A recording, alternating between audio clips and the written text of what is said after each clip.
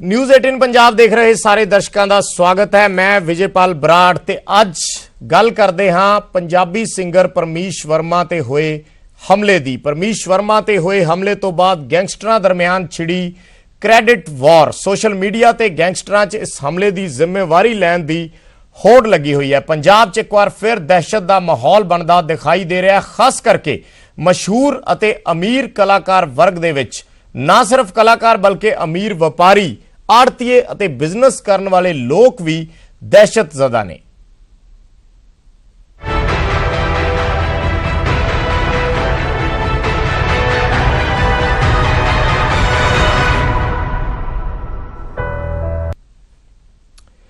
इस मुद्दे ते विस्तार नाल गलबात तो करन तो पहला जिक्र करते हैं परमीश वर्मा ते होए हमले दा। हमले दे विच हुण तक पुलिस ने की कार्रवाई की है। इस मामले विच पुलिस ने बदी तो 3 जणियां नूं हिरासत दे विच लिया सी, जिन्हां विचों एक व्यक्ति नूं पुछगिछ करन तो बाद छड्ड दिता गया, जबकि बाकी 2 जणियां तो पुछगिछ हले जारी है। इस मामले विच बदी दे गुलावाला दा एक मुलजम हरिंदर पहला ही पुलिस रिमांड ते चल रहा है। पुलिस ने बदी तो जिन्हां लोकां नूं हिरासत विच लिया उन्हां ते उद्योगपतियां नूं जान तो मारन दी धमकी दे के लखां दी फरौती मंगण दे इल्जाम ने। हिरासत विच लए गए विपिन ठाकुर नूं इस मामले दा मास्टरमाइंड दस्सिया जा रहा है। असीं तुहानूं दिखा रहे हैं तस्वीरां इस वेले पुलिस कार्रवाई जो की गई है। परमीश वर्मा मामले दे विच 3 व्यक्ति हिरासत विच लए गए सन, जिन्हां दे विचों एक व्यक्ति नूं छड्ड दिता गया ते 2 हाले भी पुलिस हिरासत दे विच ने। एक व्यक्ति तो पुछगिछ की गई है और पुछगिछ तो बाद उसनूं जाण दिता गया, पर 2 व्यक्ति पुलिस हिरासत दे विच ने। गैंगस्टरां दे विच फरौती दा मामला इसनूं समझिया जा रहा है। इस मामले दा मास्टरमाइंड विपिन ठाकुर नूं दस्सिया जा रहा है।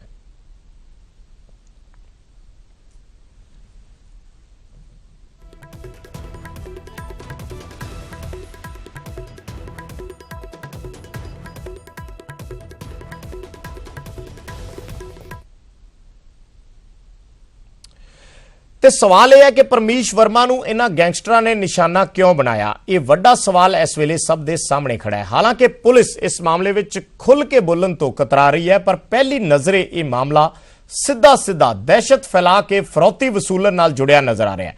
परमीश मामले विच भी गैंगस्टरां वालों जिहड़ा हमला किया गया वो उसनूं मारन लई नहीं बल्कि सिर्फ दहशत फैलाउण दे मकसद नाल किया गया सी। परमीश के हमले तो बाद गैंगस्टरां विच क्रेडिट वॉर शुरू हो चुकी है। फेसबुक ते तड़ातड़ पोस्टां पा के इस हमले की जिम्मेवारी ली गई है। इस दे नाल ही कुछ होर वड्डे बिजनेसमैनां तो भी फरौती लैण दे मामले सामने आउण लगे ने। पहला नज़र पाउने हां इस रिपोर्ट ते।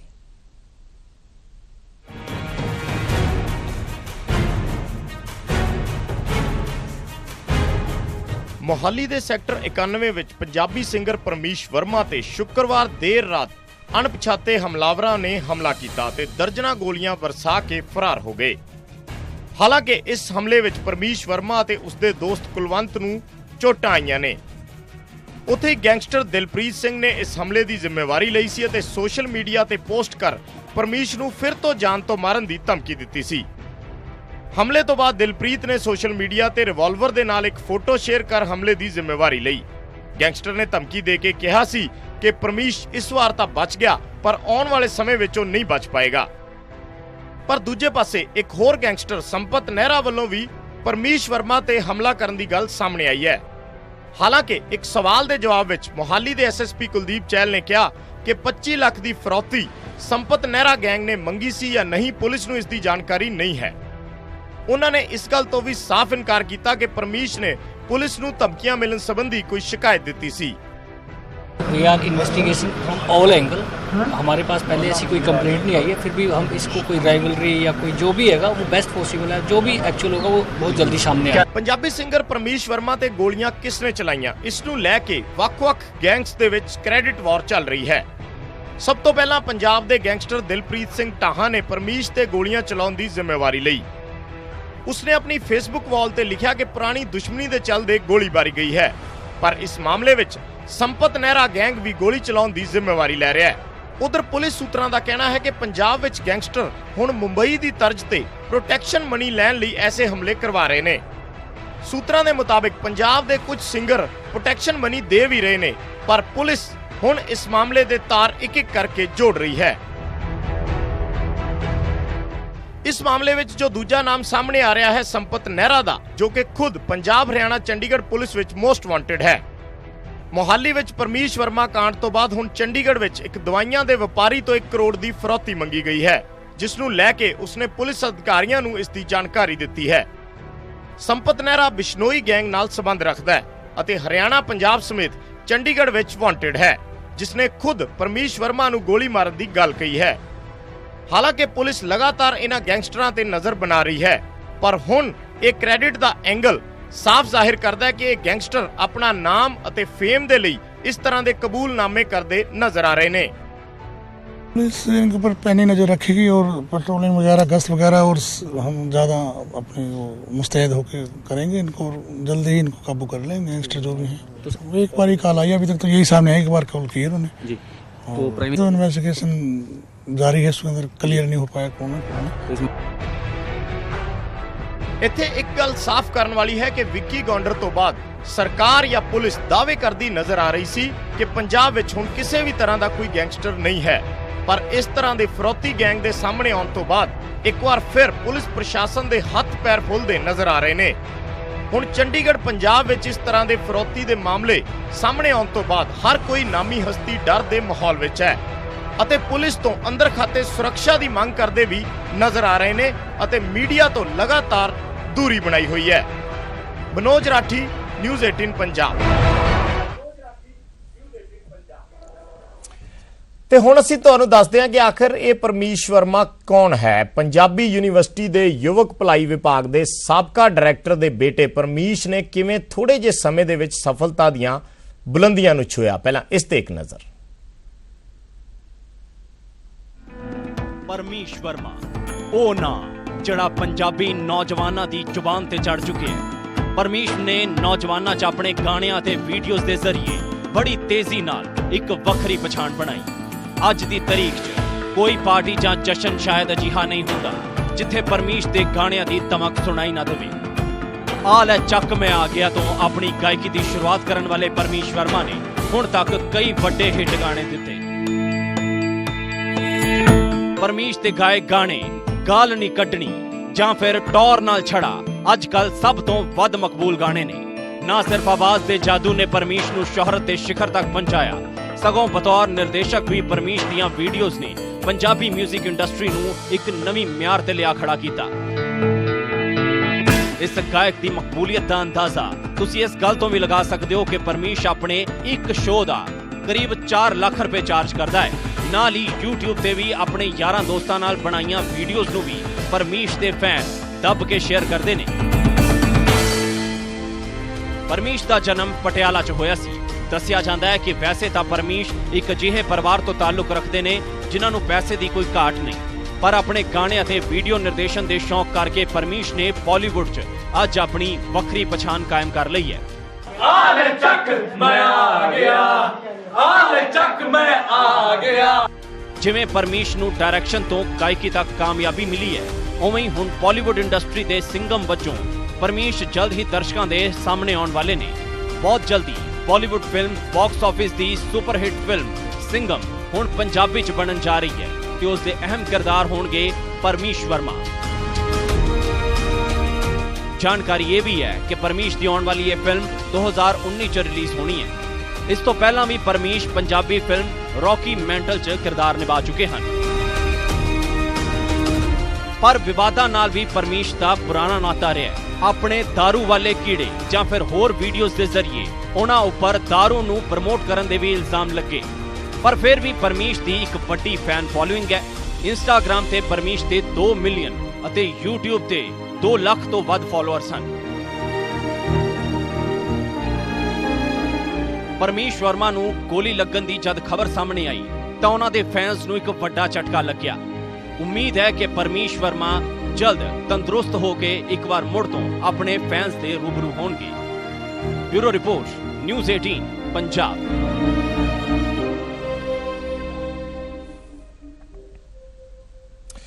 ਤੇ ਅਸੀਂ ਤੁਹਾਨੂੰ ਦਿਖਾਇਆ ਕਿ ਪਰਮੀਸ਼ ਵਰਮਾ ਕੌਣ ਨੇ, ਕਿੰਨੇ ਥੋੜੇ ਸਮੇਂ ਦੇ ਵਿੱਚ ਉਹਨਾਂ ਨੇ ਕਾਮਯਾਬੀ ਦੀਆਂ ਬੁਲੰਦੀਆਂ ਨੂੰ ਛੁਇਆ ਤੇ ਅੱਜ ਪਰਮੀਸ਼ ਵਰਮਾ ਤੇ ਹੋਏ ਹਮਲੇ ਦਾ ਜ਼ਿਕਰ ਇਸੇ ਦੇ ਲਈ ਵੱਡੇ ਪੱਧਰ ਤੇ ਕੀਤਾ ਜਾ ਰਿਹਾ ਔਰ ਇਸ ਦੇ ਨਾਲ ਵੱਡੇ ਸਵਾਲ ਖੜੇ ਹੋਏ ਨੇ ਕਿ ਕੀ ਇਹ ਹਮਲਾ ਸਿਰਫ ਪਰਮੀਸ਼ ਵਰਮਾ ਤੇ ਹੋਇਆ ਹੈ ਜਾਂ ਇਸ ਦੇ ਪਿੱਛੇ ਕਈ ਹੋਰ ਕਾਰਨ ਨੇ, ਖਾਸ ਕਰਕੇ ਉਹ ਧਿਰਾਂ, ਉਹ ਗੈਂਗਸਟਰ ਜਿਹੜੇ ਸੋਸ਼ਲ ਮੀਡੀਆ ਦੇ ਜ਼ਰੀਏ, ਫੇਸਬੁੱਕ ਦੇ ਜ਼ਰੀਏ ਇਸ ਹਮਲੇ ਦੀ ਜ਼ਿੰਮੇਵਾਰੀ ਲੈ ਰਹੇ ਨੇ ਔਰ ਕ੍ਰੈਡਿਟ ਵਾਰ ਗੈਂਗਸਟਰਾਂ ਦੇ ਵਿੱਚ ਚੱਲੀ ਹੋਈ ਹੈ। ਫਰੌਤੀ ਦੇ ਨਾਲ ਜੁੜਿਆ ਮਾਮਲਾ ਇਸ ਨੂੰ ਪਹਿਲੀ ਨਜ਼ਰੇ ਦੇਖਿਆ ਜਾ ਸਕਦਾ ਹੈ। ਸਾਡੇ ਨਾਲ ਦੋ ਮਹਿਮਾਨ ਇਸ ਵੇਲੇ ਇਸ ਤੇ ਗੱਲਬਾਤ ਕਰਨ ਲਈ ਜੁੜ ਗਏ ਨੇ।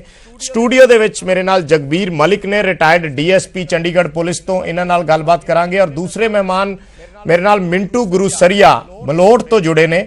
ਮਿੰਟੂ ਇੱਕ ਜਰਨਲਿਸਟ ਨੇ, ਪੱਤਰਕਾਰ ਨੇ, ਰਾਈਟਰ ਨੇ ਔਰ ਇਸ ਮਾਨਸਿਕਤਾ ਨੂੰ ਬਹੁਤ ਬਰੀਕੀ ਦੇ ਨਾਲ ਜਾਣਦੇ ਨੇ।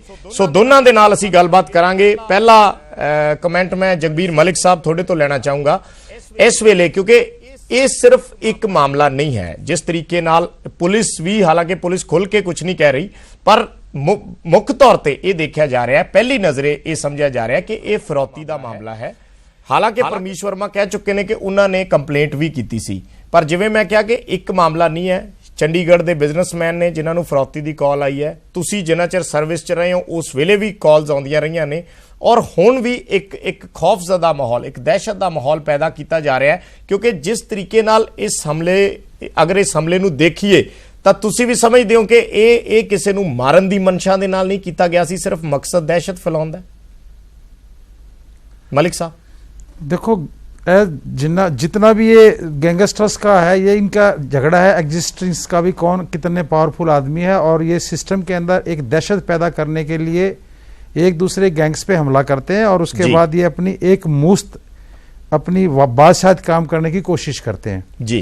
जैसे पहले बॉम्बे गैंगस्टर था, 2-4 को मारते थे वो वहां पे अंडरवर्ल्ड वाले और उसके बाद लोग अपने आप उसको फिरौती देते थे प्रोटेक्शन मनी के तौर पे। ठीक है, अब बात यह कि जो चंडीगढ़ जो सबसे सेफ सिटी माना जाता था, यहाँ पे भी जो अपराधियों के हौसले बुलंद हो चुके हैं, पुलिस तंत्र पूरी तरह से फेल हो चुका है। इस माहौल में अगर उनका मकसद सिर्फ मारना ही होता तो जिस पे 10-15 गोली चलती है तो उसको मारा जा सकता था इजीली, एक गोली ही काफी है मारने के लिए। ये जो उस पे इंसिडेंट हुआ है वो सिर्फ एक दहशत का माहौल क्रिएट करने की कोशिश की गई है ताकि उस पे तो वर्मा से तो ले ही बाकी और भी जो बड़े घराने हैं, बड़े बिजनेसमैन हैं, उनको भी धमकी दे करके कि उनके दिमाग में इतना भय पैदा कर दिया जाए कि उनको एक फोन कॉल के ऊपर पैसे लोग देना शुरू कर दे, प्रोटेक्शन मनी। इसी सिलसिले में जैसे 11 के कुमार ब्रदर्स को भी थ्रेट आया है जी, वो उसी सिलसिले में है कि भी अगर आप पैसे नहीं दोगे तो आपकी हालत भी यही होगी। अगर ये इस किस्म का ये माहौल चलता रहा तो ये लोग पुलिस को आगे रिपोर्ट नहीं करेंगे, पुलिस से इनका फेथ उड़ जाएगा और ये लोग अपने आप प्रोटेक्शन मनी देंगे, जिससे कि दहशतगर्दों के, क्रिमिनल्स के, गैंगस्टर्स के हौसले बुलंद हो जाएंगे। पर मलिक साहब तुसी इसनू इस एंगल तो नहीं देखते जो पिछले दिनी कार्रवाइयां हुईयां ने, जो विक्की गौंडर या होर जेड़े गैंगस्टर जिन्हां दा पुलिस मुकाबला होया और उस तो बाद बहुत सारे ऐसे गैंगस्टर भी ने जिन्हां ने आत्म समर्पण भी किया, कि ये उस कड़ी दी या उस सख्ती दी शुरुआत नहीं है? मैं नहीं समझदा कि इस किस्म की कोई गल हैगी। देखो ये अपने रीजन्स ने गैंगस्टर्स दा, आप दिल्ली के अंदर आप देखोगे तिहाड़ जेल में बैठे हैं 5-7 गैंगस्टर जो हरियाणा और दिल्ली के हैं, उनकी वेबसाइट चल रही है, सोशल मीडिया चल रहा है और उनको अपने आप प्रोटेक्शन मनी अपने आप आ रही है। तो अब ये चाहते हैं कि हमें इजी मनी आए। इजी मनी कैसे आ सकती है कि जब आदमी के अंदर इतनी दहशत पैदा कर दी जाए सिस्टम के अंदर ताकि कोई आदमी उसको रजिस्टर कर ना सके, पुलिस के पास वो जाए ना, तो उनको इजी मनी आएगी, क्योंकि उनका जो अपना लाइफ स्टाइल है वो इतना ज्यादा महंगा हो गया है, जिसकी वजह से वो इस चीज को इजीली कैरी करने के लिए इजी मनी चाहते हैं। मिंटू गुरुसरिया मेरे नाल जुड़े हुए ने मलोट तो। मिंटू, इस वेले जो पूरा माहौल है तुसी उसनू देख रहे हो, गंभीरता दे नाल वॉच रहे हो, उस ते तुसी अपना प्रतिक्रम भी दिता है, लिखिया भी है उस दे उपर। इस वेले जो माहौल है, क्योंकि अगर मैं थोड़ा जा पिछे जाके गल करा, महीना 1.5 महीना पहला जो विक्की गौंडर होरां दा एनकाउंटर होया सी, उस वेले सरकार ने यह बड़ा ठोक के दावा किया सी कि हुण गैंगस्टर जिहड़े ने पंजाब चों भज गए ने या असी एक सुरक्षित माहौल पैदा कर दिता है। पर कुछ दिनों बाद दोबारा फिर घटनावां हुंदियां और सीधा सीधा फरौती के मामले जिहड़े ने ये दसे जा रहे हैं। किस तरीके नाल वेखदे हो इसनूं? पहला प्रतिक्रम देखो बराड़ साहब, पहली गल तो यह कि फरौती वाला नहीं, ये रंगदारी वाला मसला है। ਰੰਗਦਾਰੀ ਵਸੂਲ ਕਰਨ ਦੀ ਕੋਸ਼ਿਸ਼ ਕਰੀ ਜਾ ਸਕਦੀ ਹੈ। ਔਰ ਮੈਂ ਤੁਹਾਨੂੰ ਦੱਸ ਦੇਵਾਂ ਕਿ ਜਦੋਂ ਡਬਲ ਹੀ ਮੰਡੀ ਦੇ ਕੋਲ ਇੱਕ ਕਥਿਤ ਐਨਕਾਊਂਟਰ ਹੋਇਆ, ਉਹਦੇ 'ਚ 3 ਮੁੰਡੇ ਮਰੇ ਸੀਗੇ। ਉਹ ਤੋਂ ਠੀਕ ਬਾਅਦ 2-3 ਦਿਨ ਬਾਅਦ ਗਰਾਊਂਡ ਜ਼ੀਰੋ ਤੋਂ ਜਿਹੜੀ ਰਿਪੋਰਟਿੰਗ ਹੋਈ, ਉਹਦੇ 'ਚ ਜਾਗਰਣ ਗਰੁੱਪ ਨੇ ਇੱਕ ਬਹੁਤ ਵੱਡੀ ਰਿਪੋਰਟ ਛਾਪੀ ਸੀਗੀ ਫਰੀਦਕੋਟ ਜ਼ਿਲ੍ਹੇ ਨੂੰ ਲੈ ਕੇ ਕਿ ਇਸ ਇਲਾਕੇ ਦੇ ਵਿੱਚ 20 ਦੇ ਕਰੀਬ ਐਸੇ ਵੱਡੇ ਵਪਾਰੀ ਹੈ ਜਿਨ੍ਹਾਂ ਤੋਂ ਐਕਸਟ੍ਰੋਸ਼ਨ ਲਗਾਤਾਰ ਲਈ ਜਾ ਰਹੀ ਹੈ। ਸੋ ਇਹ ਚੀਜ਼ ਤੇ ਨਵੀਂ ਨਹੀਂ ਹੈ। ਹੁਣ ਜਿਹੜੇ ਸਰਕਾਰ ਦੇ ਦਾਅਵੇ ਦੀ ਗੱਲ ਕਰੀਏ, ਗੱਲ ਹੀ ਮੇਰੇ ਖਿਆਲ ਦੇ ਨਾਲ ਮੂਲ ਇਹੋ ਹੋਣੀ ਚਾਹੀਦੀ ਹੈ ਕਿ ਵਿਵਸਥਾ ਸਾਡੀ ਕਿਹੋ ਜਿਹੀ ਆ। ਹੁਣ ਵਿੱਕੀ ਗਾਉਂਡਰ ਦਾ ਐਨਕਾਊਂਟਰ ਹੁੰਦਾ, ਦੇਖੋ ਸਭ ਤੋਂ ਵੱਡਾ ਸਵਾਲ ਕੀ ਆ ਕਿ ਉਹ ਐਨਕਾਊਂਟਰ ਕਰਨ ਤੋਂ ਬਾਅਦ ਦਾਅਵੇ ਤੇ ਬਹੁਤ ਵੱਡੇ ਵੱਡੇ ਕੀਤੇ ਗਏ, ਪਰ ਜਿਹਦੇ ਘਰ ਹੋਇਆ ਐਨਕਾਊਂਟਰ ਉਹ ਬੰਦਾ ਕਿੱਥੇ ਆ ਹੁਣ ਤੱਕ? ਉਸ ਬੰਦੇ ਤੋਂ ਕੀ ਇਹਨਾਂ ਨੇ ਪੁੱਛਗਿੱਛ ਕੀਤੀ ਆ? ਉਹ ਕੌਣ ਸੀ ਬੰਦਾ? ਉਹਨੂੰ ਤੇ ਰਿਮਾਂਡ ਤੇ ਵੀ ਨਹੀਂ ਲੈ ਕੇ ਆਏ। ਰਾਜਸਥਾਨ ਵਾਲੇ ਲੈ ਕੇ ਗਏ, 1-2 ਦਿਨ ਉਹਨਾਂ ਨੇ ਰੱਖਿਆ ਹਿਰਾਸਤ 'ਚ, ਬਾਅਦ 'ਚ ਉਹਦੀ ਬੇਲ ਹੋ ਗਈ। ਕੀ ਐਨਕਾਊਂਟਰ ਜਿਹੜਾ ਉਹ ਆਪਣੇ ਆਪ ਪੁਲਿਸ ਸ਼ੱਕੀ ਨਹੀਂ ਕਰਦੀ ਪਈ ਕਿ ਜਿਹੜੇ ਘਰ ਦੇ ਵਿੱਚ ਉਹ ਪਨਾਹ ਲੈ ਰਹੇ ਆ, ਪਨਾਹ ਦੇਣੀ ਵੀ ਤੇ ਇੱਕ ਜਰਾਇਮ ਹੈ ਨਾ, ਇੱਕ ਕ੍ਰਾਈਮ ਹੈ, ਤਾਂ ਉਸ ਬੰਦੇ ਨੂੰ ਕਿਉਂ ਛੱਡਿਆ ਪੰਜਾਬ ਪੁਲਿਸ ਨੇ? ਫਿਰ ਦੂਜੇ ਮਾਮਲੇ ਦੇ ਵਿੱਚ ਹੁਣ ਦੇਖੋ, ਜੇ ਆਪਾਂ ਇੱਥੇ ਦੇਖੀਏ, ਇਹ ਬੰਦਾ ਜਿਹੜਾ ਦਿਲਪ੍ਰੀਤ ਬਾਬਾ, ਇਹ 16 'ਚ ਭੱਜਦਾ, 16 ਚੋਂ ਭੱਜਦਾ, ਕਸਟਡੀ ਚੋਂ ਫਰਾਰ ਹੁੰਦਾ, 17 'ਚ ਫਿਰ ਨੂਰਪੁਰ ਬੇਦੀ ਦੇ ਲਾਗੇ ਕਤਲ ਕਰਦੇ ਆ 2, ਉਸ ਤੋਂ ਬਾਅਦ ਸਰਪੰਚ ਦਾ ਕਤਲ ਕਰਦੇ ਆ ਕੇ ਮੋਹਾਲੀ ਦੇ ਵਿੱਚ, ਉਸ ਤੋਂ ਬਾਅਦ ਫਿਰ 18 ਦੇ ਵਿੱਚ ਇਹ ਵਾਰਦਾਤ ਕਰਦੇ ਆ। ਹੁਣ ਤੁਸੀਂ ਆਪ ਅੰਦਾਜ਼ਾ ਲਾ ਲਓ ਕਿ ਪੁਲਿਸ ਕਿੱਥੇ ਆ ਇਸ ਇਲਾਕੇ ਦੇ ਵਿੱਚ? ਨਾ ਸਿਰਫ ਉਹ ਕਸਟਡੀ ਤੋੜ ਕੇ ਭੱਜਦੇ ਆ, ਬਲਕਿ ਵਾਰਦਾਤਾਂ ਕਰਦੇ ਆ। ਵਿਵਸਥਾ ਕਿੱਥੇ? ਸਭ ਤੋਂ ਵੱਡਾ ਸਵਾਲ ਵਿਵਸਥਾ ਨੂੰ ਹੋਣਾ ਚਾਹੀਦਾ ਹੈ ਨਾ, ਕਿ ਮੌਕਾ ਕਿਉਂ ਦਿੱਤਾ ਜਾ ਰਿਹਾ ਗੈਂਗਸਟਰਾਂ ਨੂੰ?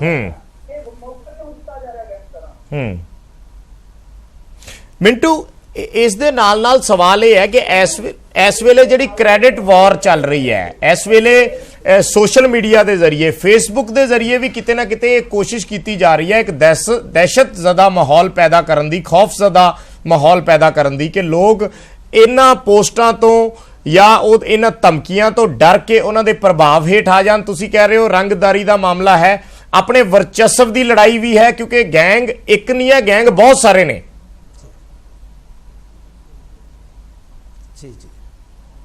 ਜੀ ਨਹੀਂ, ਦੇਖੋ ਜਿਹੜਾ ਬੰਦਾ ਫਰਾਰੀ ਕੱਟਦਾ ਨਾ ਬਰਾੜ ਸਾਹਿਬ, ਜਿਹੜਾ ਬੰਦਾ ਫਰਾਰ ਆ, ਉਹਦੀਆਂ ਜ਼ਰੂਰਤਾਂ ਤੇ ਘਰ ਨਾਲੋਂ ਜ਼ਿਆਦੀਆਂ। ਘਰ ਦਾ ਜੇ ਖਰਚਾ ਆਪਣਾ 400 ਰੁਪਈਆ ਡੇਲੀ ਦਾ, ਤੇ ਬਾਹਰ ਭੱਜੇ ਫਿਰਦੇ ਬੰਦੇ ਦਾ 1600-1700 ਆ, ਤਾਂ ਉਹਨਾਂ ਨੇ ਇਹ ਮਨੀ ਕਿੱਥੋਂ ਕਲੈਕਟ ਕਰਨੀ ਹੈ? ਜਾਂ ਉਹ ਤਸਕਰੀ ਕਰੂਗੇ, ਜਾਂ ਉਹ ਚੋਰੀ ਚਕਾਰੀ ਡਾਕਾ ਡਕੈਤੀ ਕਰੂਗੇ, ਜਾਂ ਫਿਰ ਸਭ ਤੋਂ ਵਧੀਆ ਬਿਜ਼ਨਸ ਇਹੀ ਹੈ ਇਹਨਾਂ ਦਾ ਕਿ ਤੁਸੀਂ ਇਸ ਤਰ੍ਹਾਂ ਐਕਸਟ੍ਰੋਸ਼ਨ ਲੈ ਲਓ ਜਾਂ ਕਿਸੇ ਨੂੰ ਚੁੱਕ ਕੇ ਫਰੌਤੀ ਲੈ ਲਓ। ਸੋ ਇਹ ਫਰਾਰੀ ਦਾ ਪਹਿਲੇ ਦਿਨ ਤੋਂ ਹੀ ਸਿਧਾਂਤ ਹੈ ਕਿ ਜਦੋਂ ਬੰਦਾ ਫਰਾਰੀ 'ਚ ਚੱਲਦਾ, ਜਦੋਂ ਬੰਦਾ ਫਰਾਰ ਆ, ਇਸ ਤਰ੍ਹਾਂ ਦੀਆਂ ਵਾਰਦਾਤਾਂ ਕਰਦਾ। ਪਰ ਮੇਰਾ ਸਭ ਤੋਂ ਵੱਡਾ ਸਵਾਲ ਇਹ ਹੋਈ ਆ ਕਿ ਇਹ ਜਿਹੜੇ ਗੈਂਗ ਨੇ ਜਿਨ੍ਹਾਂ ਬਾਰੇ ਦਾਅਵਾ ਕੀਤਾ ਜਾ ਰਿਹਾ ਸੀਗਾ ਕਿ ਜੀ ਅਸੀਂ ਖਤਮ ਕਰ ਦਿੱਤੇ, ਸੁਸਰੀ ਵਾਂਗੂ ਸਵਾ ਦਿੱਤੇ, ਹੁਣ ਮੇਰਾ ਸਵਾਲ ਇੱਥੋਂ ਦੀ ਵਿਵਸਥਾ ਨੂੰ ਇਹੋ ਹੀ ਆ ਕਿ ਤੁਸੀਂ ਤੇ ਹਾਲੇ ਤੱਕ ਉਹਨਾਂ ਦੇ ਪੇਜ ਨਹੀਂ ਲੱਭ ਸਕੇ, ਉਹਨਾਂ ਦੇ ਪੇਜ, ਫੇਸਬੁੱਕ ਦੇ ਪੇਜ ਨਹੀਂ ਬੰਦ ਕਰਵਾ ਸਕੇ, ਤਾਂ ਗੈਂਗ ਕਿਵੇਂ ਸਮਝੇ ਜਾਣ ਕਿ ਗੈਂਗ ਤੁਸੀਂ ਸੁਸਰੀ ਵਾਂਗੂ ਸਵਾਤੇ?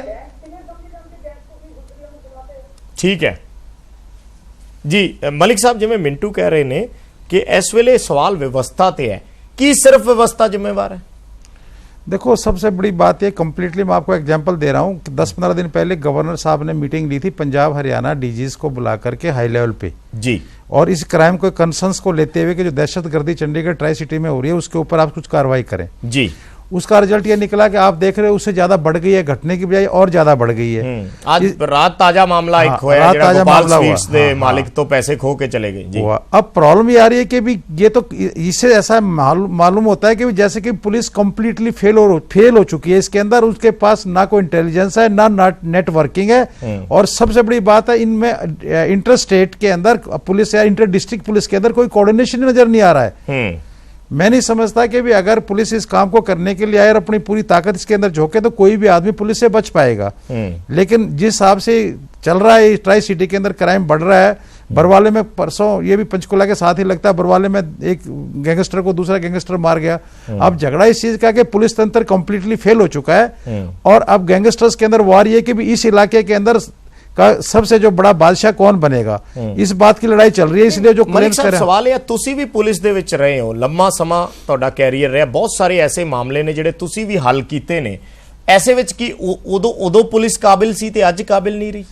मैं कंप्लीटली बता रहा हूं कि उस टाइम पे पुलिस डेडिकेशन से काम करती थी, टीम के तौर पे काम करती थी, और मैं नहीं समझता भी चंडीगढ़ के अंदर कोई भी ऐसा क्राइम जो हमारे टाइम पे सॉल्व ना हुआ जो कि गैंगस्टर रिलेटेड केसेस थे।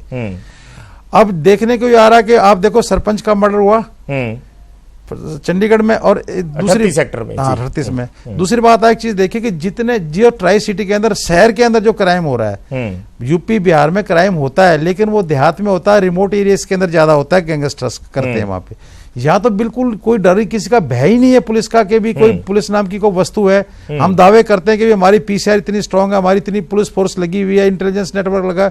मैं दावे के साथ कह सकता हूं कि इंटर डिस्ट्रिक्ट के एसएसपी से बात कीजिए तो एक दूसरे गैंगस्टर के बारे में उनके पास क्या क्या इनपुट है वो एक दूसरे शेयर ही नहीं करते क्रेडिट लेने के चक्कर में। अब वो कभी काम क्या होता है कि अगर आपके पास छोटा सा इनपुट है और दूसरे के पास थोड़ा सा इनपुट है, अगर दोनों को ज्वाइन करके उसको पकड़ने की कोशिश की जाए तो शायद वो जल्दी सक्सेस ले सकते हैं, लेकिन वो भी क्रेडिट लेना चाहते हैं अपने। मिंटू लगातार साडे नाल बने हुए ने। मिंटू, इस वेले दो चीज़ां ने जिहड़ी गल मलिक साहब भी कर रहे ने। एक ते गल है व्यवस्था दी, जिहड़ी तुसीं कीती है कि व्यवस्था जिम्मेदार है, या आपां कहिए पुलिस तंत्र फेल है या सरकारी तंत्र फेल है। उस दे विच व्यवस्था दे विच जुडिशियल सिस्टम भी आ जाता है, व्यवस्था दे विच पुलिस प्रणाली भी आ जाती है, व्यवस्था दे विच पॉलिटिक्स भी आ जाती है, क्योंकि किते ना किते ये भी समझा जाता है कि ये वो नौजवान ने या वो लोग ने जिन्होंने पहला अपनियां सियासी पूर्तियां दे लई वरतिया जाता है, और फिर किते ना किते जदों उन्हां दा सियासत दे नालों जदों उन्हां नूं वख हो जाते हैं या उन्हां तो अपना पल्ला छुड़ा लिया जाता है, तो फिर वो इहो जिहियां घटनावां नूं अंजाम दिंदे ने। होर इस दे पिछे कोई इस तो इलावा कोई और मकसद नज़र आउंदा या तुहाडे हिसाब नाल सिर्फ यही मानसिकता है? देखो बराड़ साहब, ਜਿਹੜਾ ਗੈਂਗਸਟਰ ਕਲਚਰ ਆ, ਵੈਸੇ ਤੇ ਦੇਖੋ ਅੱਜ ਅਸੀਂ ਦੇਖੀਏ ਤਾਂ ਵਿਸ਼ਵ ਵਿਆਪੀ ਵਰਤਾਰਾ ਹੀ ਆ। ਸੰਗਠਿਤ ਕ੍ਰਾਈਮ ਕਿੱਥੇ ਨਹੀਂ ਹੁੰਦਾ। ਕੈਨੇਡਾ ਦੇ ਵਿੱਚ ਦੇਖ ਲਓ, ਉੱਥੇ ਸਾਡੇ ਪੰਜਾਬੀ ਮੁੰਡੇ ਮਰਦੇ ਪਏ ਆ, ਉੱਥੇ ਵੀ ਤੇ ਹੈ ਨਾ ਸਮੱਸਿਆ। ਤੇ ਸਾਰੇ ਵਿਸ਼ਵ ਦੇ ਵਿੱਚ ਹੀ ਹੈ ਕਿ ਸੰਗਠਿਤ ਜੁਰਮ ਹੈ ਜਿਹੜਾ ਉਹ ਦਿਨੋਂ ਦਿਨ ਮਜ਼ਬੂਤ ਹੋ ਰਿਹਾ। ਰੌਲਾ ਇਹੋ ਹੀ ਆ ਕਿ ਇਹਨੂੰ ਰੋਕਣ ਲਈ ਕੀ ਕੀਤਾ ਜਾ ਰਿਹਾ। ਸਾਡੇ ਕੋਲ, ਮੈਂ ਜਿੱਦਾਂ ਤੁਹਾਡੇ ਪਿਛਲੇ ਪ੍ਰੋਗਰਾਮ 'ਚ ਇੱਥੇ ਆਇਆ ਸੀਗਾ ਤਾਂ ਮੈਂ ਤੁਹਾਨੂੰ ਇਹੀ ਕਿਹਾ ਸੀਗਾ ਕਿ ਅਸੀਂ ਬੱਚੇ ਨੂੰ ਤਿਆਰ ਕਿੱਦਾਂ ਕਰਦੇ ਪਏ ਆ। ਸਾਡੇ ਕੋਲ ਸਕੂਲਿੰਗ ਦੇ ਵਿੱਚ ਕੋਈ ਸਿਸਟਮ ਨਹੀਂ ਹੈ, ਸਾਡੇ ਮਾਪਿਆਂ ਦੇ ਕੋਲ ਕੋਈ ਇਸ ਤਰ੍ਹਾਂ ਦਾ ਤੌਰ ਤਰੀਕਾ ਨਹੀਂ ਹੈਗਾ ਕਿ ਅਸੀਂ ਜਿਹੜੇ ਅੱਜ ਸਾਡੇ ਆਲੇ ਦੁਆਲੇ ਸੱਭਿਆਚਾਰਕ ਉਥਲ ਪੁਥਲ ਕਰਕੇ ਜਿਹੜੇ ਵਰਤਾਰੇ ਚੱਲਦੇ ਪਏ ਆ, ਅਸੀਂ ਉਹਨਾਂ ਲਈ ਪ੍ਰਪੇਅਰ ਕਰ ਸਕੀਏ ਬੱਚਿਆਂ ਨੂੰ। ਸੋ ਕਾਰਨ ਤੇ ਕਈ ਨੇ। ਜੇ ਆਪਾਂ ਇਹ ਦੇਖੀਏ ਨਾ ਕਿ ਇਹ ਜਿਹੜਾ ਸੰਗਠਿਤ ਕ੍ਰਾਈਮ ਆ ਇਹ ਕਿਉਂ ਵੱਧਦਾ ਪਿਆ, ਕਾਹਤੋਂ ਇਹ ਉਪਜਿਆ, ਇਹ ਪਿਛੋਕੜ ਕੀ ਆ, ਤਾਂ ਉਹਦੀਆਂ ਵਜ੍ਹਾ ਤੇ ਬਹੁਤ ਨਿਕਲ ਗਿਆ। ਪਰ ਸਭ ਤੋਂ ਵੱਡੀ ਗੱਲ ਤੇ ਇਹ ਹੈ ਨਾ ਕਿ ਦੇਖੋ ਇਹਨਾਂ ਚੀਜ਼ਾਂ ਨੂੰ ਰੋਕਣਾ ਉਹ ਬੜਾ ਔਖਾ। ਇਹ ਆਪਾਂ ਮੰਨਦੇ ਆ ਕਿ ਵਿਵਸਥਾ ਤੇ ਅਸੀਂ ਸਾਰੀ ਸੁੱਟ ਦਿੰਦੇ ਆ, ਬਹੁਤ ਔਖਾ ਰੋਕਣਾ। ਪਰ ਇਹਨਾਂ ਚੀਜ਼ਾਂ ਨੂੰ ਰੋਕਣ ਲਈ ਕੋਸ਼ਿਸ਼ਾਂ ਤੇ ਹੋਣੀਆਂ ਚਾਹੀਦੀਆਂ, ਯਤਨ ਤੇ ਹੋਣੇ ਚਾਹੀਦੇ ਆ। ਕੈਪਟਨ ਅਮਰਿੰਦਰ ਸਿੰਘ ਦੀ ਪੁਲਿਸ ਜਿਹੜੀ ਹੈ ਇਸ ਸਮੇਂ, ਉਹ ਤੇ ਤੁਸੀਂ ਆਪ ਹੀ ਦੇਖਿਆ ਕਿ ਕਿਸ ਖਿਲਾਰੇ ਦਾ ਸ਼ਿਕਾਰ ਹੋਈ ਪਈ ਆ।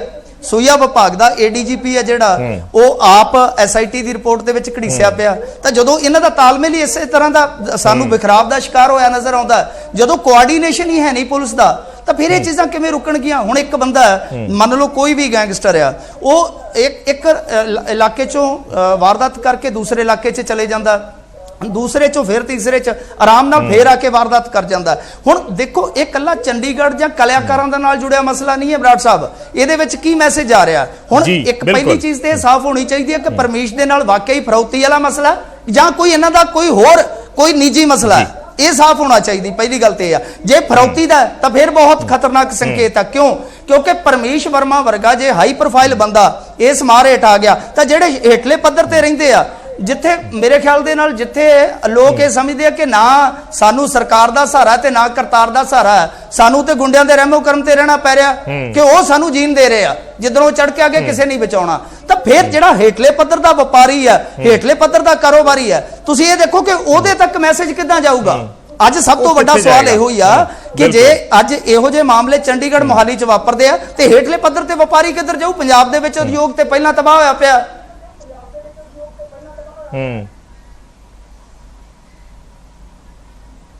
सवाल यह है मलिक साहब, जिवें मिंटू भी गल कर रहा है, इस वेले बहुत वड्डा चिंता का विषय यह है भी जे चंडीगढ़ मोहाली वर्गे हाई प्रोफाइल सिटी ने जिथे जिथे हाई प्रोफाइल लोग रहते हैं, जे उन्होंने अपनी सुरक्षा की चिंता हुई खड़ी है, उन्होंने नाल हादसे वापर रहे हैं, उन्होंने गोलीबारियां हो रही हैं, तो फिर आम बंदा सुरक्षा लिए किहदे वल देखेगा। तुसी पुलिस के अफसर रहे हो, ਬਹੁਤ ਸਾਰੇ ਮਾਮਲੇ ਤੁਸੀਂ ਵੀ ਹੱਲ ਕੀਤੇ ਨੇ, ਬਹੁਤ ਸਾਰੇ ਐਸੇ ਮਾਮਲੇ ਤੁਹਾਡੇ ਧਿਆਨ 'ਚ ਵੀ ਆਏ ਹੋਣਗੇ। ਉਦੋਂ ਤੇ ਹੁਣ ਤੱਕ ਦੇ सिस्टम ਦੇ ਵਿੱਚ ਕੀ ਫਰਕ ਕੀ ਹੈ, ਕੀ ਇਹਦੀ वजह की वेखिए? देखो, ये तो संभव होता नहीं कि पुलिस हर घर के सामने खड़ी जाए, हर आदमी को सब प्रोटेक्शन दी जाए, लेकिन एक पुलिस की खुद जो आज गैंगस्टर्स की दहशत पैदा हुई है सिस्टम में, वो पहले पुलिस की दहशत क्रिमिनल्स के ऊपर होती थी, वो आज के दिन खत्म हो गई है। क्राइम हमेशा रोका जाता है पुलिस की दहशत से कि भी क्रिमिनल अगर आपने कोई गलत काम किया, ऐसा किया, तो आप बचोगे नहीं। अब जब उनके ऊपर पुलिस ढूंढ नहीं पा रही है, पुलिस को एक्शन कर नहीं पा रही है, तो उनकी दहशत जो थी वो पब्लिक पे बढ़ रही है, और पुलिस की जो दहशत थी क्रिमिनल्स पे वो जीरो हो गई है। तो जब तक पुलिस उठेगी ਜਿਹੜਾ ਸਵਾਲ ਮਿੰਟੂ ਚੱਕ ਰਹੇ ਹੈ, ਪਿਛਲੇ ਦਿਨੀ ਜੋ ਪੰਜਾਬ ਦੇ ਵਿੱਚ ਮਸਲਾ ਸਾਹਮਣੇ ਆਇਆ, ਖਾਸ ਕਰਕੇ ਪੁਲਿਸ ਉੱਚ ਲੈਵਲ ਦੇ ਜਿਹੜੇ ਪੁਲਿਸ ਅਧਿਕਾਰੀ ਹੈ ਉਹਨਾਂ ਦੀ ਲੜਾਈ ਦਾ, ਕਿ ਇਹੋ ਜਿਹੇ ਇਨਸੀਡੈਂਟ, ਇਹੋ ਜਿਹੀਆਂ ਚੀਜ਼ਾਂ ਵੀ ਗਲਤ ਮੈਸੇਜ ਨਹੀਂ ਛੱਡਦੀਆਂ ਕਿ ਜੇ ਤੁਸੀਂ ਆਪਣੀ ਲੜਾਈ 'ਚ ਡੀਜੀਪੀ ਲੈਵਲ ਦੇ ਅਫਸਰ ਉਲਝੇ ਪਏ ਆ ਔਰ ਉਹ ਕਹਿੰਦੇ ਆ ਸਾਨੂੰ ਕਿਸੇ ਤੇ ਭਰੋਸਾ ਨਹੀਂ, ਇਹ ਮੈਨੂੰ ਫਸਾਉਣ ਦੀ ਕੋਸ਼ਿਸ਼ ਕਰ ਰਿਹਾ, ਇਹ ਮੈਨੂੰ ਫਸਾਉਣ ਦੀ ਕੋਸ਼ਿਸ਼ ਕਰ ਰਿਹਾ, ਤਾਂ ਫਿਰ ਥੱਲੜੇ ਲੈਵਲ ਤੇ ਢਾਂਚਾ ਵਿਗੜ ਹੀ ਜਾਏਗਾ। मैं तो उन्होंने पहले भी एक गल दसी सी कि भी जी कोऑर्डिनेशन है पुलिस लेवल दी, even police station level district का बहुत वड्डी गल कह रहा मैं, ईवन पुलिस स्टेशन की कोऑर्डिनेशन, क्राइम ब्रांच की कोऑर्डिनेशन वो बिल्कुल तैश-नैश हो चुकी है। इंफॉर्मेशन शेयरिंग सिस्टम खत्म हो चुका है, ज्वाइंट वर्क करने की जो प्रथा थी, रिवायत थी, वो खत्म हो चुकी है। इस मामले दे विच भी ਜਿਹੜੇ ਮੁਲਜ਼ਮ ਨੇ ਉਹ ਬੱਦੀ ਤੋਂ ਫੜੇ ਜਾ ਰਹੇ ਆ, ਔਰ ਕਿਉਂਕਿ ਬੱਦੀ ਬਿਲਕੁਲ ਚੰਡੀਗੜ੍ਹ ਦੇ ਨਾਲ ਐਡਜੁਆਇਨਿੰਗ ਹੈ, ਤਾਂ ਉਹ ਵਾਰਦਾਤ ਕਰਕੇ ਬੱਦੀ ਚਲੇ ਜਾਂਦੇ ਔਰ ਆਸਾਨੀ ਦੇ ਨਾਲ ਹਿਮਾਚਲ 'ਚ ਘੁੰਮਦੇ, ਔਰ ਸਿਰਫ ਬੱਦੀ ਨਹੀਂ ਹੋਰ ਬਹੁਤ ਥਾਵਾਂ ਨੇ ਪਿਛਲੇ ਟਾਈਮ ਦੇ ਵਿੱਚ ਵੀ ਜਿੰਨੀਆਂ ਕਈ ਗੈਂਗ ਵਾਰ ਹੋਈਆਂ ਨੇ ਉਹ ਹਿਮਾਚਲ ਦੇ ਵਿੱਚ ਹੋਈਆਂ ਨੇ, ਔਰ ਇਸ ਵੇਲੇ ਵੱਡਾ ਟਿਕਾਣਾ ਹਿਮਾਚਲ ਨੂੰ ਮੰਨਿਆ ਜਾ ਰਿਹਾ। ਸੋ ਐਸੇ ਵਿੱਚ ਸਟੇਟ ਟੂ ਸਟੇਟ ਕੋਆਰਡੀਨੇਸ਼ਨ ਕਿੰਨੀ ਮੈਟਰ ਕਰਦੀ ਹੈ? बहुत इंपॉर्टेंट मैटर कर दी है। जब कोई क्राइम किसी स्टेट च हुंदा है, दूजी क्राइम स्टेट ਨੂੰ ਅਗਰ ਉਸੇ ਟਾਈਮ ਅਲਰਟ ਦਿੱਤਾ ਜਾਏ ਔਰ ਉਹ ਪੁਲਿਸ ਐਕਸ਼ਨ ਚ ਆਂਦੀ ਉਸ ਸਾਈਡ ਦੀ, ਤੇ ਉਹਦੀ ਇੱਕ ਦੂਜੇ ਸਟੇਟ ਦੇ ਡਿਸਟ੍ਰਿਕਟ ਬਣਨ ਲਈ ਲੋਕਾਂ ਨੂੰ ਰੋਕਣ ਲਈ ਨਾਕਾਬੰਦੀ ਵੀ ਕਰ ਸਕਦੇ ਆ, ਇੰਟੈਲੀਜੈਂਸ ਬੰਦੇ ਹੀ ਪੁੱਟ ਕਰ ਸਕਦੇ ਆ, ਉਹਨਾਂ ਨੂੰ ਰੋਕਿਆ ਜਾ ਸਕਦਾ ਹੈ। ਹੁਣ ਇਹਨਾਂ ਦੇ ਲਈ ਤਾਂ ਸੌਰਕ ਬਣਿਆ ਹੋਇਆ ਹੈ, ਪੰਜਾਬ ਚੋਂ ਕ੍ਰਾਈਮ ਕੀਤਾ ਚੰਡੀਗੜ੍ਹ ਆ ਗਏ, ਚੰਡੀਗੜ੍ਹ ਸੌਰਕ ਬਣਿਆ, 2-4 ਦਿਨ ਇੱਥੇ ਘੁੰਮੇ, ਇੱਥੋਂ ਹਿਮਾਚਲ ਨੂੰ ਲੰਘੇ, ਪਹਾੜਾਂ ਸੈਰ ਕੀਤੀ ਤੇ ਆ ਗਏ, ਔਰ ਜਿਸ ਲਾਈਫ ਸਟਾਈਲ ਨਾਲ ਉਹ ਰਹਿ ਰਹੇ ਹੈ, ਉਹਨੂੰ ਰਹਿਣਾ ਪੈ ਰਿਹਾ ਹੈ ਕਿ ਉਹਨਾਂ ਦਾ ਘਰ ਤਾਂ ਹੈ ਨਹੀਂ, ਅੱਛੇ ਹੋਟਲ 'ਚ ਠਹਿਰਨਾ, ਅੱਛੀ ਥਾਂ ਤੇ ਰਹਿਣਾ, अपनी प्रोटेक्शन भी देखने हैं। इंटेलिजेंस की कर दी है ना मलिक साहब, सवाल है कि फिर इंटेलिजेंस कितने गई, फिर आप कल्ले विंग ही रखे हुए हैं। इंटेलिजेंस देखो, दो चीजें इसमें बड़ी इंपॉर्टेंट आपके लिए बता दूं। इंटेलिजेंस कब काम करती है? जब जनता का पुलिस के ऊपर फेथ हो। आपको याद होगा 1992 में जब आतंकवाद खत्म होने पे जा रहा था, जब सरकार बनी पंजाब में सरदार बेन सिंह की, उसके बाद ज्यादातर आतंकवादी मारे गए, लोगों के अंदर कॉन्फिडेंस लेवल आया, उन्होंने इन्फॉर्मेशन पास की और उसके बाद वो पकड़े गए और मारे भी गए। तो वो चीजें जब आपके प्रति जो जनता भयभीत हो जाए या दहशत में आ जाए, वो आपको इन्फॉर्मेशन क्यों देगी? उसको पता तुझे गोली मार देंगे।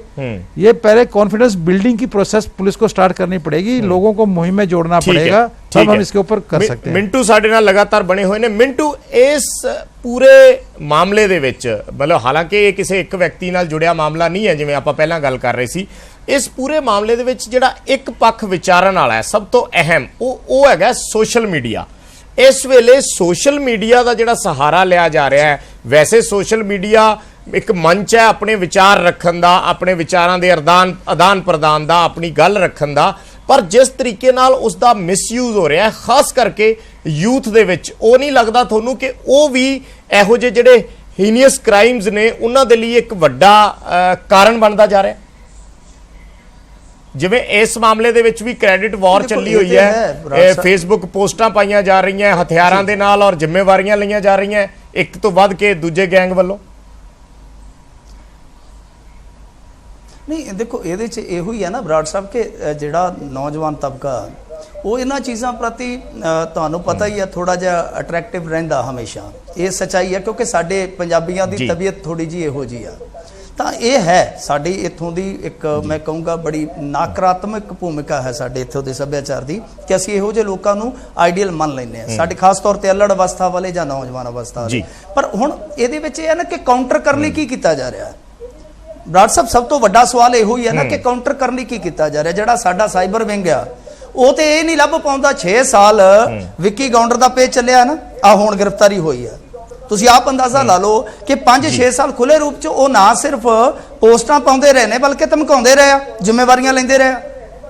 ਤੇ ਹੁਣ ਜਿੱਦਾਂ ਮਲਕ ਸਾਹਿਬ ਨੇ ਕਿਹਾ, ਮੈਂ ਇਹਨਾਂ ਦੇ ਅੱਖਰ ਨਾਲ ਸਹਿਮਤ ਹਾਂ ਕਿ ਜਦੋਂ ਪੁਲਿਸ ਤੇ ਭਰੋਸਾ ਹੀ ਹੈ ਨਹੀਂਗਾ ਫਿਰ ਲੋਕ ਇਨਪੁਟ ਦੇਣਗੇ ਵੀ ਕਿਵੇਂ। ਹੁਣ ਤੁਸੀਂ ਦੇਖੋ ਪੁਲਿਸ ਦਾ ਰੋਲ, ਪੰਜਾਬ ਦੀ ਗੱਲ ਕਰੂੰਗਾ ਮੈਂ, ਚੰਡੀਗੜ੍ਹ ਦੀ ਮੈਨੂੰ ਬਹੁਤੀ ਨੌਲੇਜ ਨਹੀਂ ਹੈ। ਹੁਣ ਦੇਖੋ ਪੰਜਾਬ ਦੇ ਵਿੱਚ ਫਰੀਦਕੋਟ ਦੇ ਵਿੱਚ ਇੱਕ ਗੈਂਗਸਟਰ ਫੜ ਕੇ ਲਿਆਏ ਯੂਪੀ ਚੋਂ ਸ਼ਾਇਦ, ਤੇ ਉਹਦੇ ਘਰ ਦੇ ਦੋਸ਼ ਲਾਉਂਦੇ ਪਏ ਕਿ 16-17 ਲੱਖ ਰੁਪਈਆ ਐਕਸਟੋਰਸ਼ਨ ਪੁਲਿਸ ਲੈ ਗਈ ਹੈ ਸਾਡੇ ਕੋਲੋਂ, ਕਿਉਂਕਿ ਉਹਦਾ ਭਰਾ ਫੜ ਲਿਆ, ਨਾਲ ਨਜਾਇਜ਼ ਉਹਨੂੰ ਕਹਿੰਦੇ ਇਹਦੇ ਤੇ ਵੀ ਕੇਸ ਪਾਵਾਂਗੇ, ਜਦਕਿ ਉਹ ਉਸ ਸਮੇਂ ਉਹ ਜਿਹੜੀ ਡੇਟ ਦੇ ਕੇਸ ਦੇ ਵਿੱਚ ਉਹਨੂੰ ਉਲਝਾਇਆ ਜਾ ਰਿਹਾ ਸੀਗਾ ਉਹ ਉਸ ਸਮੇਂ ਬਾਹਰ ਸੀ, ਤੇ ਉਹਨੂੰ ਬਚਾਉਣ ਲਈ 17 ਲੱਖ ਰੁਪਈਆ ਦਿੱਤਾ। ਹੁਣ ਐਕਸਟੋਰਸ਼ਨ ਕੱਲੇ ਗੈਂਗਸਟਰ ਨਹੀਂ ਲੈ ਰਹੇ, ਨਾਲ ਪੁਲਿਸ ਵੀ ਲੈ ਰਹੀ ਆ, ਤਾਂ ਫਿਰ ਪੁਲਿਸ ਤੇ ਭਰੋਸਾ ਹੀ ਹੈ ਨਹੀਂ ਤੇ ਲੋਕ ਪੁਲਿਸ ਨਾਲ ਕੋਆਪਰੇਟ ਕਿੱਦਾਂ ਕਰਨਗੇ? ਇਹ ਵੀ ਇੱਕ ਸਭ ਤੋਂ ਵੱਡਾ ਸਵਾਲ ਹੈ ਨਾ ਕਿ ਜਦੋਂ ਸਾਈਬਰ ਵਿੰਗ ਫੇਲ ਆਪਣੀ ਥਾਂ ਤੇ, ਸੂਇਆ ਵਿਭਾਗ ਆਪਣੀ ਥਾਂ ਤੇ ਫੇਲ ਆ, ਤੇ ਜਿਹੜੀ ਸਾਡੀ ਗਰਾਊਂਡ ਲੈਵਲ ਤੇ ਕੰਮ ਕਰਦੀ ਹੈ ਪੁਲਿਸ, ਉਹਦੇ ਤੇ ਆਪ ਇਸ ਤਰ੍ਹਾਂ ਦੇ ਦੋਸ਼ ਲੱਗ ਜਾਂਦੇ ਆ।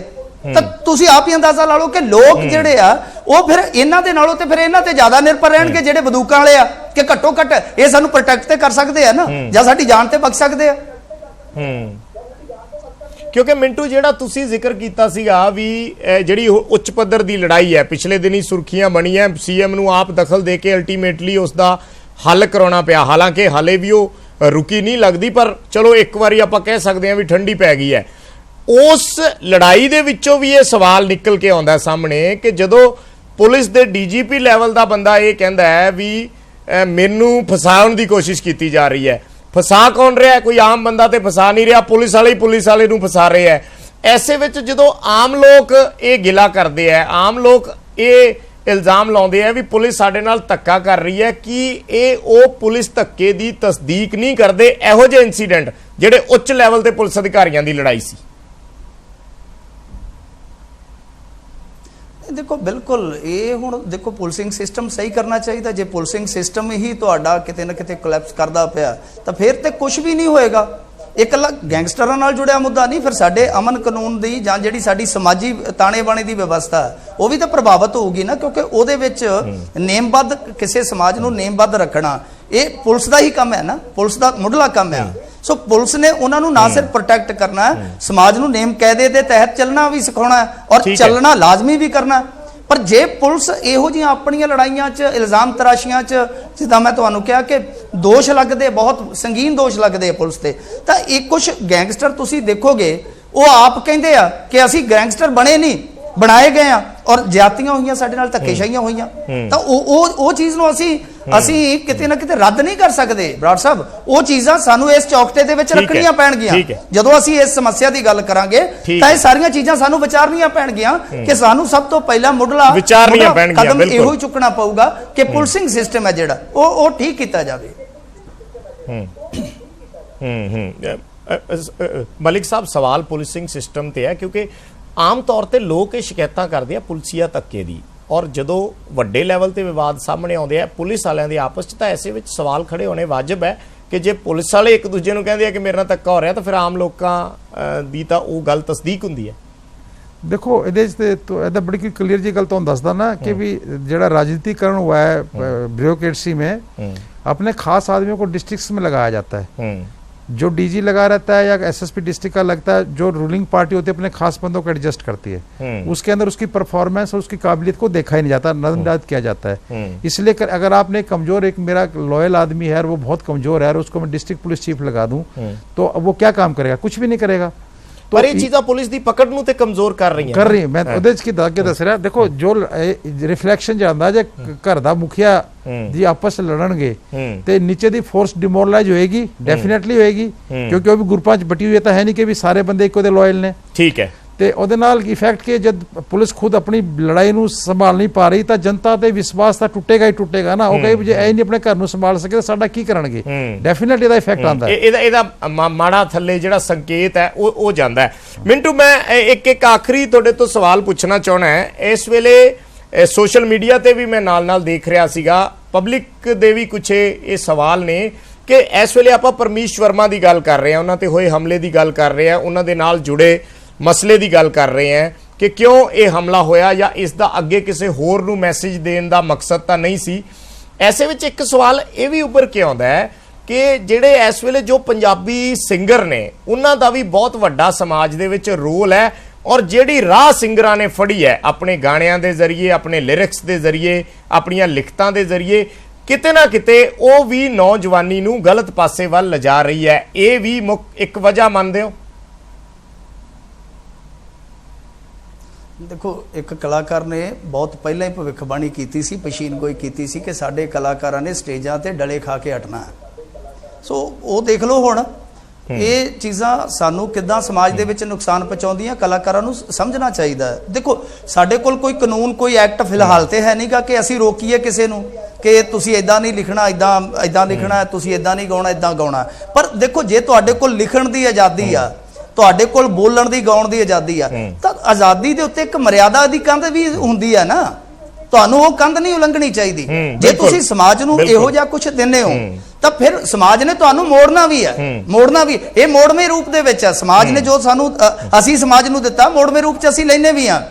ਤਾਂ ਕਲਾਕਾਰਾਂ ਨੂੰ ਇਹਦੇ ਤੋਂ ਸਿੱਖਿਆ ਲੈਣੀ ਚਾਹੀਦੀ ਆ ਕਿ ਦੇਖੋ, ਇਹ ਸਮਾਜ ਕੱਲਾ ਉਹ ਤੁਹਾਡੇ ਸਰੋਤਿਆਂ ਦਾ ਸਮਾਜ ਨਹੀਂ ਹੈ, ਇਹ ਤੁਹਾਡੇ ਬੱਚਿਆਂ ਦਾ ਵੀ ਸਮਾਜ ਆ, ਇਹ ਤੁਹਾਡਾ ਆਪਣਾ ਵੀ ਸਮਾਜ ਆ। ਸਮਾਜ ਪ੍ਰਤੀ ਜ਼ਿੰਮੇਵਾਰੀਆਂ ਲੇਖਕ ਦਾ ਮੁੱਢਲਾ ਫਰਜ਼ ਹੋਣਾ ਚਾਹੀਦਾ, ਔਰ ਉਹ ਇਹ ਨੈਤਿਕਤਾ ਦਾ ਵੀ ਤਕਾਜ਼ਾ, ਨੈਤਿਕਤਾ ਦਾ ਵੀ ਤਕਾਜ਼ਾ ਹੈ ਉਹ। ਜੀ ਜੀ ਜੀ ਬਿਲਕੁਲ। ਮਲਿਕ ਸਾਹਿਬ, ਇਸ ਤੇ ਮੈਂ ਤੁਹਾਡੇ ਤੋਂ ਵੀ ਇੱਕ ਕਮੈਂਟ ਚਾਹੂੰਗਾ ਛੋਟਾ ਜਿਹਾ ਕਿ ਇਸ ਵੇਲੇ ਜੋ ਆਪਣਾ ਮਿਊਜ਼ਿਕ ਹੈ, ਪੰਜਾਬੀ ਮਿਊਜ਼ਿਕ ਦੀ ਅਗਰ ਮੈਂ ਖਾਸ ਤੌਰ ਤੇ ਗੱਲ ਕਰਾਂ, ਸਿੰਗਰ ਨੇ ਬੜੇ ਮਾਮਲੇ ਪਿਛਲੇ ਦਿਨਾਂ ਦੇ ਵਿੱਚ ਐਸੇ ਉੱਠੇ ਨੇ ਕਿ ਗਾਣਿਆਂ ਦੇ ਵਿੱਚ ਹਥਿਆਰਾਂ ਦਾ ਜ਼ਿਕਰ, ਗੋਲੀਆਂ ਦਾ ਜ਼ਿਕਰ, ਜੇਲ੍ਹਾਂ ਦਾ ਜ਼ਿਕਰ। ਸੋ ਉਹ ਚੀਜ਼ ਵੀ ਕਿਤੇ ਨਾ ਕਿਤੇ ਨੌਜਵਾਨੀ ਜਿਹੜੀ ਮਾਨਸਿਕਤਾ ਹੈ ਉਸ ਨੂੰ ਗਲਤ ਦਿਸ਼ਾ ਵੱਲ ਲਿਜਾ ਰਹੀ ਹੈ। ਇਹਦੇ ਬਾਰੇ ਇੱਕ ਵਾਰੀ ਪਹਿਲੇ ਟੀਵੀ ਟਾਕ ਤੇ ਮੈਂ ਡਿਸਕਸ ਕਰ ਚੁੱਕਿਆ ਸੀਗਾ। ਇਹ ਤਾਂ ਬਹੁਤ ਵੱਡਾ ਇਨਕਰੇਜਮੈਂਟ ਹੈ ਯੂਥ ਲਈ। ਜਿਹੜੀ ਚੀਜ਼ਾਂ ਉਹ ਦੇਖਦੇ ਨੇ, ਜਿੰਨੀ ਚੀਜ਼ ਇੱਕ ਤਾਂ ਸੁਣਨਾ ਚਾਹੁੰਦੀ ਹੈ, ਜਿਹੜੀ ਦੇਖਦੀ ਵਿਜ਼ੂਅਲ ਵੀ, ਔਰ ਤੁਸੀਂ ਸੁਣ ਵੀ ਰਹੇ ਹੋ, ਉਹਦਾ ਇਫੈਕਟ ਡਬਲ ਆਂਦਾ ਬੰਦੇ ਤੇ। ਉਹ ਆਪਣਾ ਆਈਕਨ ਮੰਨ ਲੈਂਦੇ, ਹਾਂ, ਉਹਨੂੰ ਆਪਣਾ ਆਈਕਨ ਮੰਨ ਕੇ ਉਸ ਰਸਤੇ ਜਾਣ ਦੀ ਕੋਸ਼ਿਸ਼ ਕਰਦਾ ਵੀ ਕਿੰਨੀ लेवियसली लाइफ चल रही है, कितनी स्टाइलिश है, कितनी। तो इसमें देखो, सबसे बड़ा रोल मैं आपको एक बताऊंगा कि पंजाब धरती गुरु पेंगोरा की धरती है, ਇੱਥੇ ਕਲਚਰਡ ਸਟੇਟ ਹੈ। ਇਹਦੇ 'ਚ ਕੋਈ ਗੱਲ ਨਹੀਂ ਹੈ ਕਿ ਇੰਨੀ ਵੱਡਾ ਪੁਰਾਣੀ ਚੀਜ਼ ਨਹੀਂ ਹੈ ਕਿ ਵੀ ਹਰ ਚੀਜ਼ ਦੀ ਇੱਥੇ ਦਰਸਾਇਆ ਗਿਆ, ਮਰਿਆਦਾ ਕਾਇਮ ਕੀਤੀਆਂ ਗਈਆਂ। ਇਹਦੇ ਵਿੱਚ ਮੈਂ ਪਹਿਲੇ ਵੀ ਅਨੁਰੋਧ ਕੀਤਾ ਸੀ ਟੀਵੀ ਦੇ ਮਾਧਿਅਮ ਸੇ ਕਿ ਵੀ ਜਿਹੜੀ ਸਾਡੀ ਐਸਜੀਪੀਸੀ ਉਹ ਕੀ ਕਰ ਰਹੀ ਹੈ, ਛੋਟੀ ਛੋਟੀ ਗੱਲਾਂ ਤੇ ਹੁਕਮਨਾਮੇ ਜਾਰੀ ਕਰ ਦਿੰਦੇ ਸੀ, ਸੰਸਥਾਵਾਂ ਕੀ ਕਰ ਰਹੀਆਂ ਨੇ। ਹਾਂ, ਮਤਲਬ ਕੱਲੀ ਵਿਵਸਥਾ ਨੂੰ ਦੋਸ਼ ਦੇਣਾ ਦਰੁਸਤ ਗੱਲ ਨਹੀਂ ਹੈ, ਇਸ ਬਾਰੇ 'ਚ ਨਹੀਂ ਹੈ। ਇਹਦੇ 'ਚ ਮੇਰਾ ਇੱਕ ਸੁਜੈਸ਼ਨ ਸੀਗਾ ਕਿ ਵੀ ਦੇਖੋ, ਛੋਟੀ ਛੋਟੀ ਗੱਲਾਂ ਤੇ ਹੁਕਮਨਾਮੇ ਜਾਰੀ ਕਰ ਦਿੰਦੇ ਨੇ।